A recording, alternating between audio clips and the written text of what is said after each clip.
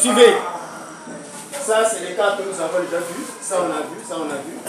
Nous sommes à 5. Sous-titre 5. Image donnée par deux miroirs perpendiculaires. C'est-à-dire, vous prenez deux miroirs. Faites de telle sorte que les surfaces réfléchissantes soient perpendiculaires. Hein? Perpendiculaires. Vous savez que ça signifie perpendiculaire. L'angle est de combien entre deux surfaces? L'angle est de combien si c'est perpendiculaire?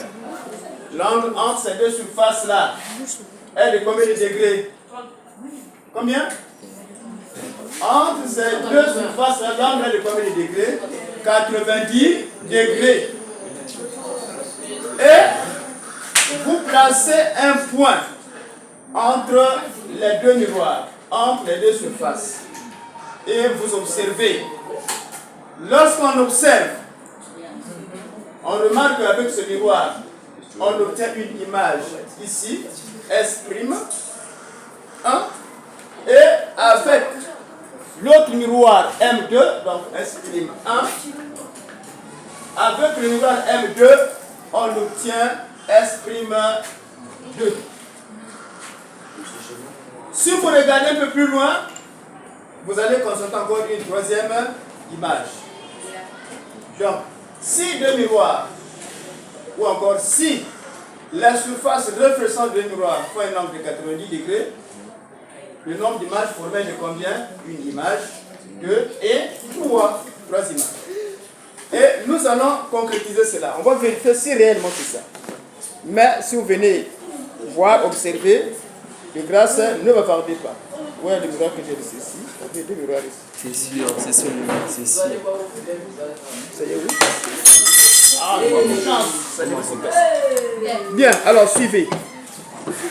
Je prends deux miroirs.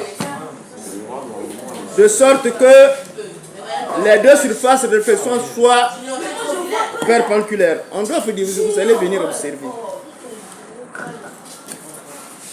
Et je prends mon objet, je place ici.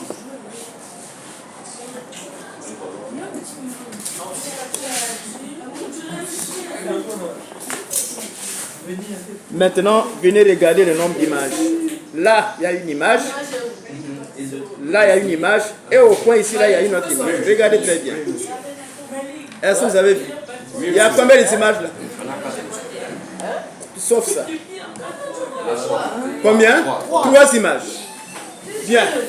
Donc, vous voyez, réellement, ce que nous avons, ça se concrétise. Donc, si les surfaces de deux miroirs, sur les surfaces réfléchissantes de miroirs sont perpendiculaires, pour un objet posé entre les deux surfaces réfléchissantes, alors se forment trois images.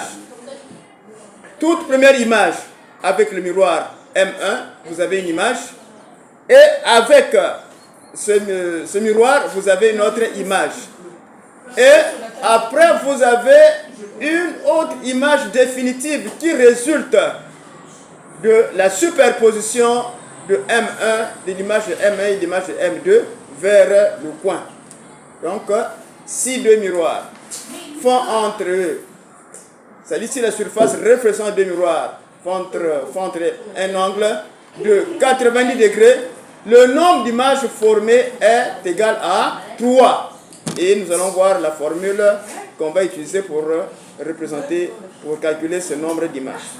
Donc voilà, expérimentalement, vous avez vu. Et on a schématisé également, vous avez vu qu'il se forme trois images.